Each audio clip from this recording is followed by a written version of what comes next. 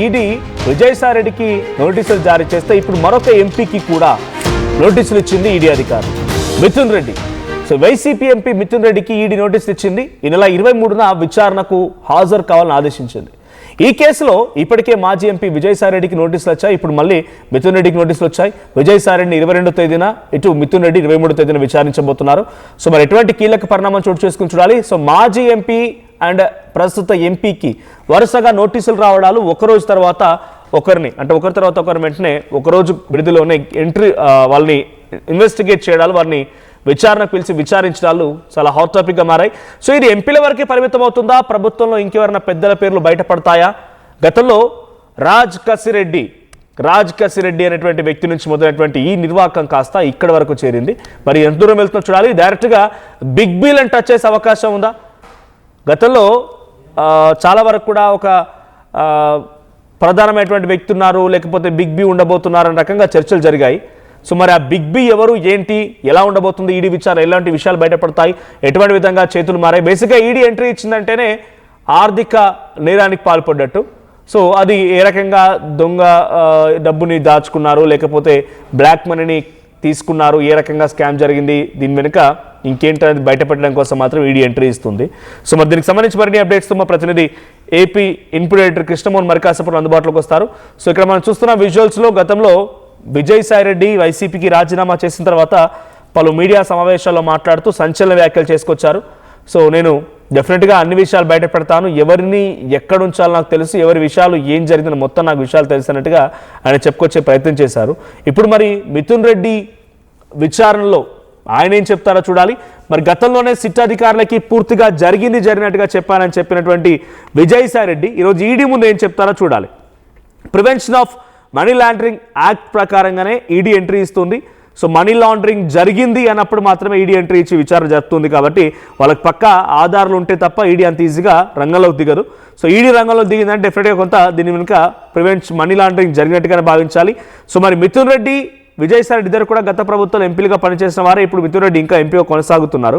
ఇది ఎంపీల వరకే పరిమితం అవుతుందా, ఇంకా దీని వెనుక ఏదైనా బయటపడుతుందా చూడాల్సిన అవసరం అయితే ఉంది. సో ప్రస్తుతానికైతే విజయసాయిరెడ్డికి నోటీసులు ఉందా, విజయసాయిరెడ్డి రావడానికి సిద్ధంగా ఉన్నారు. మరి అటు మిథున్ రెడ్డి ఏమవుతారో చూడాలి. మిథున్ రెడ్డికి నోటీసులు అంతా, మిథున్ రెడ్డి 23వ తేదీన విచారణకు రావాలని ఈడీ అధికారులు ఆదేశించినంత ఏం జరుగుతుందో చూడాలి. సో ప్రస్తుతానికైతే జగన్మోహన్ రెడ్డి ప్రభుత్వంలో, గత ప్రభుత్వంలో లిక్కర్ స్కామ్ జరిగింది అనడానికి అనేక రకాల ఆధారాలని సిట్ ఇప్పటికే కొంత తీసుకునే ప్రయత్నం చేసింది.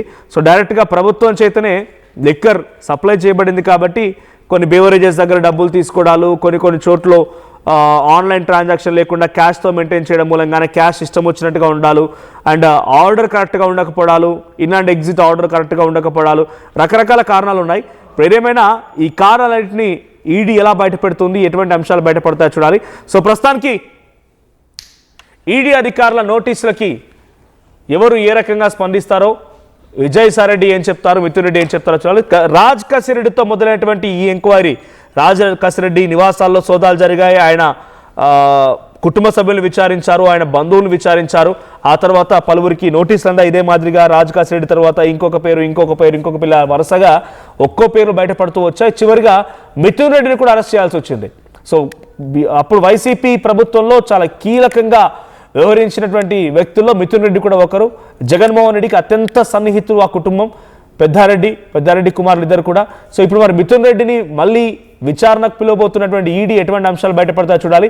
మా ప్రతినిధి ఏపీ ఇన్పుట్ ఎడిటర్ కృష్ణమోహన్ సిద్ధంగా ఉన్నారు. కృష్ణమోహన్, సో విజయసాయిరెడ్డికి గతంలో సిట్టు పిలిచినప్పుడు ఆయన ఉన్నట్టుగా చెప్పొచ్చానని చెప్పి కొన్ని వాస్తవాలను బయటపెట్టే ప్రయత్నం చేశారు.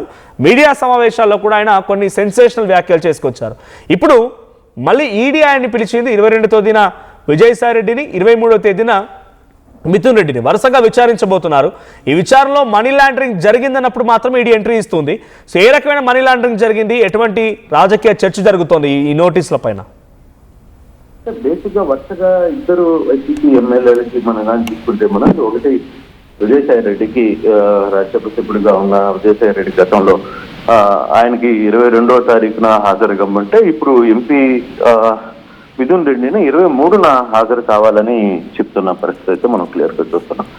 అయితే ఇప్పటికీ ఈడీ అంటే ఈ కేసు మనీ లాండరింగ్ లో ఎంతవరకు వ్యవహారం నడిచింది లిక్కర్ కేసుకు సంబంధించి ఇప్పటికే సిట్టు దాని మీద కొంత 3,000 కోట్ల రూపాయలు, 3,340 కోట్ల రూపాయలు మనీ లాండరింగ్ స్కామ్ జరిగింది అనేది చాలా క్లియర్ గా చెప్తున్నారు. బట్ సిట్ విచారణలో కావచ్చు, లేకపోతే మొన్న సాయిరెడ్డి విచారణలో కావచ్చు, సాయిరెడ్డి చాలా క్లియర్ గా ఎక్స్ప్లెయిన్ చేసే ప్రయత్నం చేశారు. నాకు మొత్తం తెలుసు, సొంతదారులు, ఖాతాదారులు ఎవరెవరో నాకు తెలుసు. నన్ను అడిగితే నేను పూర్తిగా వెల్లడించడానికి నేను సిద్ధంగా ఉన్నానని చెప్పి ఆయన చెప్పారు. అలాగే నిన్న